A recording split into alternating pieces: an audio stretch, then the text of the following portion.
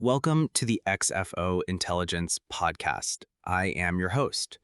Today, we're embarking on a journey through time to explore one of humanity's most persistent challenges: Which is? how to preserve prosperity across generations. This is a story of empires and dynasties, of innovators and industrialists.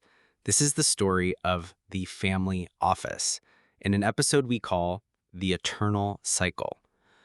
The family office, in its essence, it really represents a sophisticated response to a fundamental human desire for permanence. Right, for legacy.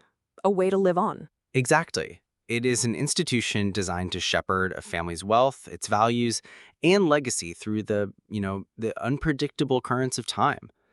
And our story begins not in the financial districts of the 21st century, but way back in the heart of ancient civilizations.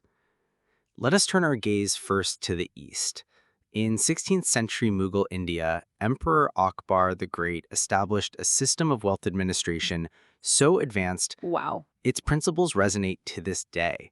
His centralized financial apparatus, particularly the innovative Zabt tax system, was not merely for collection. What was it for then? It was an engine for long-term investment, enabling strategic allocation of resources into trade, architecture, cultural endeavors. This was diversification and strategic planning on an imperial scale.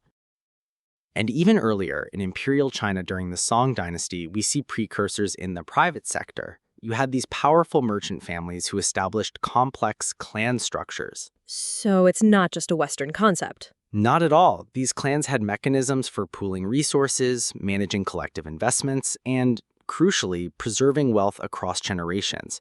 Their systems included formal education for successors and philanthropic works to maintain the family's honor. That sounds remarkably similar to the services of a modern family office. It's almost a blueprint.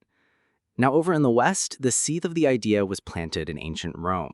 A wealthy patrician family would employ a maior domus, the principal of the house. So this was not a butler. No, this was no mere butler. This was the highest-ranking administrator, a proto-CEO entrusted with managing household treasuries, estates, operations, and the famously pragmatic Roman legal system bolstered this with the fideikommissum. Which is a kind of legal trust, right? Exactly, a legal trust designed to ensure the intergenerational continuity of family assets.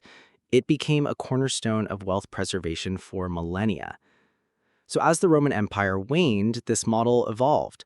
Throughout the European Middle Ages, aristocratic families employed stewards to manage their vast landholdings and financial affairs. So the proto-CEO became a proto-CFO.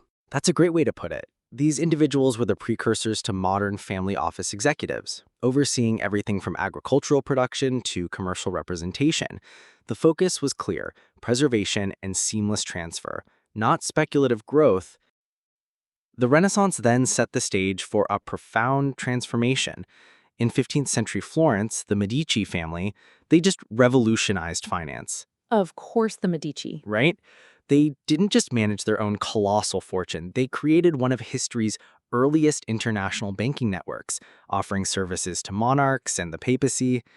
And more importantly, their use of financial power to sponsor artists like Michelangelo forged this indelible link between wealth management, cultural patronage, and legacy building. A model that so many modern family offices still consciously emulate. They do. However, the birth of the modern family office, as we would recognize it, is widely attributed to one of the great titans of industry, John D. Rockefeller.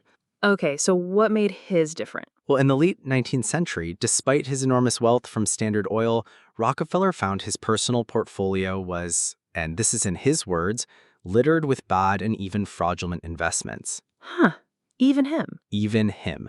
His response in the 1880s was revolutionary. He established what is considered the first modern single-family office, and he built it on several groundbreaking principles. First, he replaced informal advice with professionalized investment management. Second, he made integrated philanthropy a core component of the family's legacy. And third, he instituted systematic education for the next generation. His office was a formal business tutor for his son, John D. Rockefeller Jr., to prepare him. This institutional model was soon adopted by other industrial magnates, the DuPonts, the Carnegies, the Fords. All the big names. Right, and each tailored the structure to their own circumstances. Throughout the 20th century, the concept spread globally, adopting to local cultures, often discreet and conservative in Europe, more entrepreneurial in America. And in Asia, you saw this blend of Western practices with traditional values of family harmony. The pace of change just accelerated dramatically in the 1980s. A wave of wealth creation driven by liquidity events like selling a family company created a surge of demand for this kind of sophisticated management. And then the tech boom happened. Exactly. The tech boom minted a new generation of founders who established their own family offices, often with a greater appetite for innovation and risk. Technology itself became a transformative tool, with digital platforms and advanced analytics becoming standard.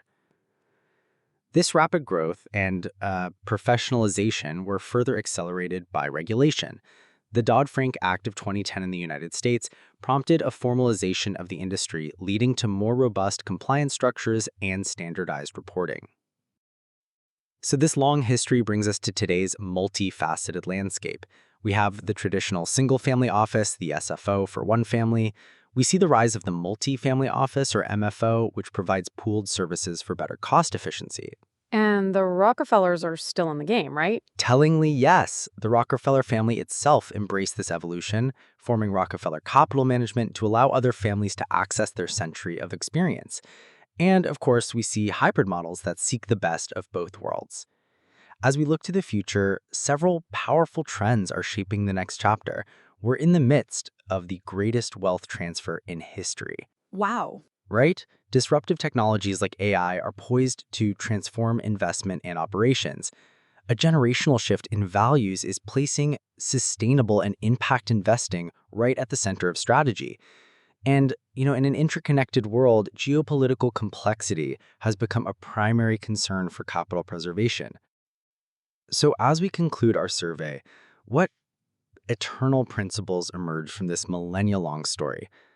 History shows that the most enduring family offices master the art of balance between family control and professional advice, between tradition and innovation. Adaptation has to be key. It teaches us that adaptation is the one constant. The most successful ones remain firm in their core values while flexibly adapting their strategies. And maybe most importantly, it proves that strong governance provides the foundation, that framework of stability and clarity that is essential for multi-generational success.